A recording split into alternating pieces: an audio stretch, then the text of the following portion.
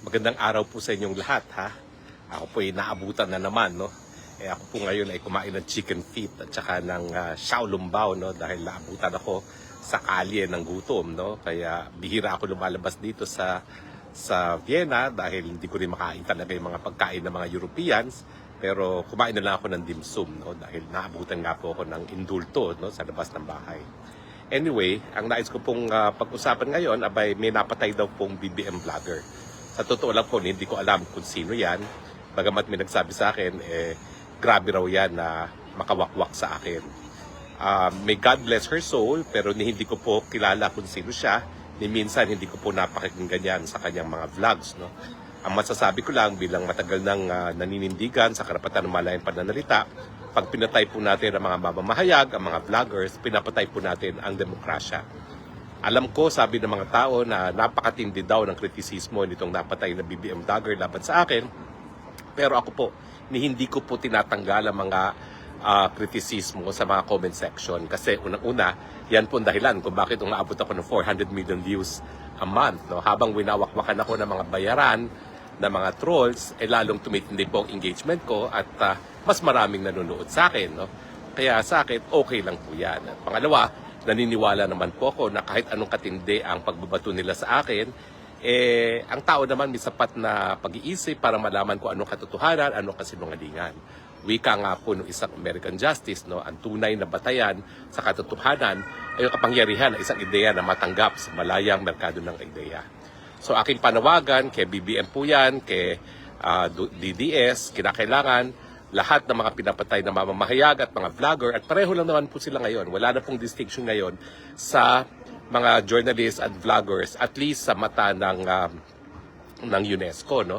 Kapag ikaw po ay regular na nagbibigay ng impormasyon sa taong bayan, at meron kang kita at may mga kita naman yan sa mga monetization, no? Ikaw po ay journalist. So, hindi na po talaga striktong distinction. Ang importante, yung pagpaparating na impormasyon on a regular basis sa mga nakikinig, yan po ang batayan ngayon. No? So, kapag pinatay mo isang mamahayag o isang vlogger, talagang inuupakan mo ang demokrasya. Dahil sa demokrasya, importante yung malayang merkado ng idea. Kaya pabor o antay sa iyo, tinatanggap ko lahat po yan. Kaya ako wala akong problema. Kahit ano pang mga titinding kasasamang mga bagay ang binabato sa akin sa comment section, hindi ko po yan binubura. Dahil una-una, sabi ko nga, no, lalong nag-i-increase yung aking reach. At pangalawa, alam naman ng taong bayan kung anong dapat paniwalaan, anong hindi. So kami po ay nakikiramay dito sa napatay na BBM vlogger. At sana ang Estado ay talagang mag-imbestiga, no? Alam niyo ba ho, yung extralegal killings, ang talagang definition ng extralegal killings, hindi po patayan ng mga drug pushers at drug addicts. Ang talagang definition po ng United Nations ay patayan ng mamamahayag at mga aktivista. Kaya nga nung panahon pa ni GMA, aktibo na tayo na nagsasabi na dapat titisin mga pumapatay ng mamamahayag. Dahil kapag ikaw ay pumatay ng mamamahayag o ng vlogger, hindi lang po yan murder, yan din po ay dagok sa demokrasya. Dahil importante ang malayang merkado ng ideya sa ating demokrasya. So sana po magkaroon ng puspusang investigasyon kung sino nasa likod nito at maparusahan. Dahil ang obligasyon naman talaga ng Estado kapag may napatay na vlogger o mamamahayag, bigyan ng mabilisang remedyo ang biktima. Kasama na po dyan yung pagpaparusa kung sino man ang pumatay. So sa mga ka-DDS, hindi po tama na palibasa, hindi natin kahanay, hindi na natin hihinga ng katarungan ng pagkamatay. Lahat po tayo ay tao na hinilang sa imahe ng Panginoon at lahat tayo merong karapatang mabuhay kahit ano pa ang ating mga paniniwala. Isa pa pong balita, nagsalita na po yung biktima ni Karim Khan. Si Karim Khan po ang prosecutor ng ICC na siya nagsampa ng kaso laban kay Tatay Digong. Alam niyo po, ako, I have no love lost dyan kay Karim Khan. Dahil nung unang pagdating ko po dito sa Netherlands, yan ang unang-unang tumutol sa aking pagtatayo bilang abogado. Dahil sabi nga niya, may kaso daw ako sa Pilipinas, no?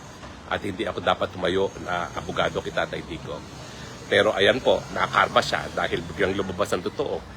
Bagamat siya ay linait-lait ako dahil meron akong talim kaso sa Pilipinas, hindi rin po pwede maging abogado, siya pala mas matindi. Ang akusasyon sa kanya, binamanyak niya yung mga batang abogado na kasama niya sa trabaho. Siyempre po, kapag ang isang gaya ni Khan na talagang napaka-makapangyarihang prosecutor, pantakan nyo, Kinasuhan niya, pinaaresto niya ang isang dating presidente ng Pilipinas. Kinasuhan niya at pinapaaresto niya isang nakaupong presidente ng Russia.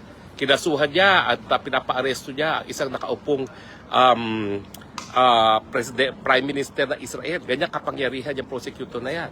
So kapag ganyang kapangyarihang prosecutor ay nagmanyak na isang batang-batang abogado na nagtatrabaho sa ilalim niya, iyan po talaga ay harassment. Dahil kahit anong sabihin niya, miski pumatol o hindi, talaga hindi naman makakahindi yung mga pobreng mga abogada na nasa ilalim ng kanyang opisina, no, kung siya ay magmamanyak. At ang tingin ko po ay talagang tuluyan na siyang matatanggal. Lumalaban po yan si Karim Khan, ang sinasabi niya, may kinalaman itong kasong ito, tanim kaso daw po yan dahil kinasuhan niya si Netanyahu. No? Well, una-una po, no, wala naman pong ganyang ebidensya. Ang kanyang naging biktima ay isang Malaysian. Ang Malaysian po ay isang Muslim na bansa. Bagamat ba yung biktima niya, posibleng hindi Muslim, malabo po na ang gagamitin ng Israel ay isang Malaysia na predominantly Muslim country kung sila ay magtatanim kaso para lang matanggal itong si Karim Khan. At ano naman mahihita ng Israel kung matanggal si Karim Khan? Hindi naman nila isusurrender si Netanyahu sa jurisdiction ng ICC, hindi gaya ng ginawa nitong si Marcos Jr., no, na talagang para matanggal ang banta ng mga Duterte, sinurrender si Tatay Digong sa ICC. No? Ang balita po, yung Netherlands, bansa na host ng ICC, ay boboto para matanggal ng tuluyan ito si Karim Khan. Nauna na pong nasuspindi siya ng mga miyembro rin ng ICC at ngayon po ay mukhang magbobotohan sila para tanggalin na siyang tuluyan at syempre pati yung kanyang Bar Association sa UK ay suspendido na siya. So mukhang lumalabas po na malakas ang ebidensya na nagmanyaki siya sa kanyang batang abogada at ang tanong, kung ganyan pala ang pagkatao ni Karim Khan, paano naka-impluwensya yung ganyang pagkatao sa pag-iimbestiga kay Tatay Digong? Siyempre po, inaasahan natin ang investigasyon ay patas dahil nga po sa ICC, ang trabaho ng prosecutor hindi lang para maghanap ng ebidensya na nagpapakita na pagkakasala. Kinakailangan tignan din niya ang ebidensya na nagpapakita na walang pagkakasala at kung merong ganyang impormasyon, dapat magkaroon ng desisyon na hindi dapat magtuloy ang kaso. Sa atin nga po, sa issue pa ng jurisdiction, may issue na tayo. Hindi na nga tayo miyembro ng ICC. Yung kanyang predecessor, alam ko hindi naman siya ay nagbabaya, pero yung kanyang predecessor, yung kanyang pinalitan na prosecutor, natulog sa kangkungan at nag-antay ng pangalawang taon bago tayo magbitiw, bago humingi ng abiso para mag-preliminary investigation. Alam ko po, sabi ng pre-trial chamber at ng appellate chamber ay nung nagsimula ang investigasyon, tuloy-tuloy na po yan. Pero sa akin po, tingin ko pagkakamali yan.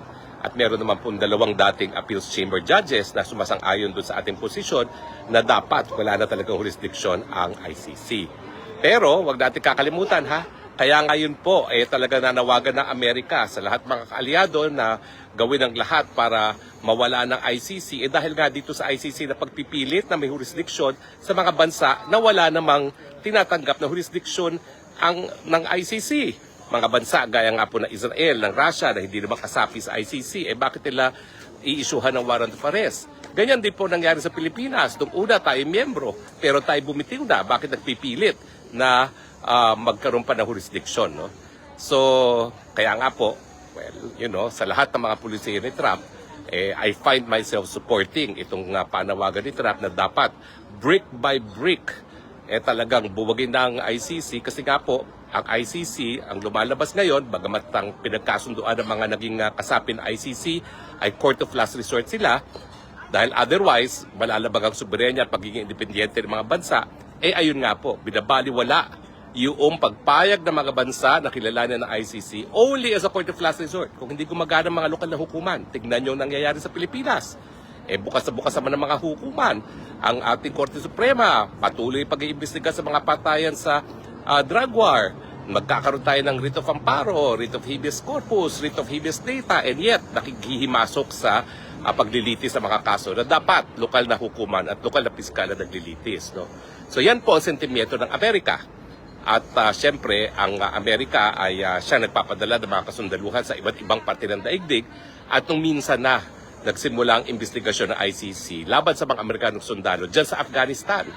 Hindi ko alam kung talagang may krimen na ginawa mga kasundaluhan, siguro meron nga. Kasi dito nga sa gera sa Pilipinas at Amerika, yan po yung pinakamatinding gera kung saan linabag talaga ang batas na umiiral pag merong gera, no? IHL na tinatawag, International Humanitarian Law. At wala ang kaduda-duda na siguro may mga war crimes ka na nagawa din ng mga kasundaluhang mga Amerikano dyan sa Afghanistan. Pero ang punto, hindi nga pumayag ang Amerika na kilalanin ang jurisdiction ng ICC. Bakit nagpupumilit? At yan ngayon ang dahilan kung bakit nanawagan ng Amerika na buwagin ang ICC. Ang mga aliado hiningi niya gawin ang lahat para ma-isolate ang ICC, ipatupad ang mga sanctions laban sa mga opisyalis sa ICC at sa ICC mismo, at bumitiw na sa pagiging miyembro. Gaya na aking nasabi dati, 3 African states na ang kailan lamang ay bumitiw na, at inaasahan natin yung lahat ng 55 member states ng African Union ay bibitiw na rin. At sa tingin ko, yan po ang magiging dahilan kung bakit ang Tatay Digong ay makakauwi sooner than we expect. Tingin ko po, pag bumitiw na ang mga bansa na mayorya na miyembro ng ICC, ngayon po 125, kung maging 50 na lang sila, anong karapatan nila na litisin pa si Tatay Digong? At syempre, wala na silang resources para magpatuloy ng paglilitis, no? Dahil kung yung mga pinakamalaking kontribusyon gaya ng Japan, isang napakalalakas na aliado ng Amerika, ay tutugon dun sa panawagan ng Amerika na bugin ng ICC, saan pa sila kukuha ng pera? I doubt if the European Union alone is willing to sustain yung operation ng ICC, lalong-lalo na, no, na yung kanilang mga ex-colonies ay hindi naman membro na ng ICC.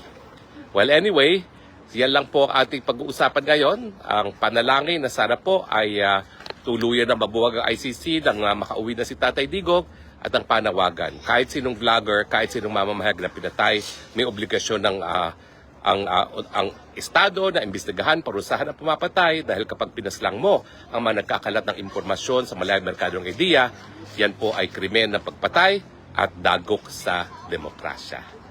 Salamat po sa inyong patuloy na pangtangkilik, at ito po ay yung spokes ng bayan, Harry Roque, palaging nagsasabing, I love you Philippines, you're the only country that I have, you're the only country that I will love. God bless the Philippines. Mabuhay po ang Pilipinas.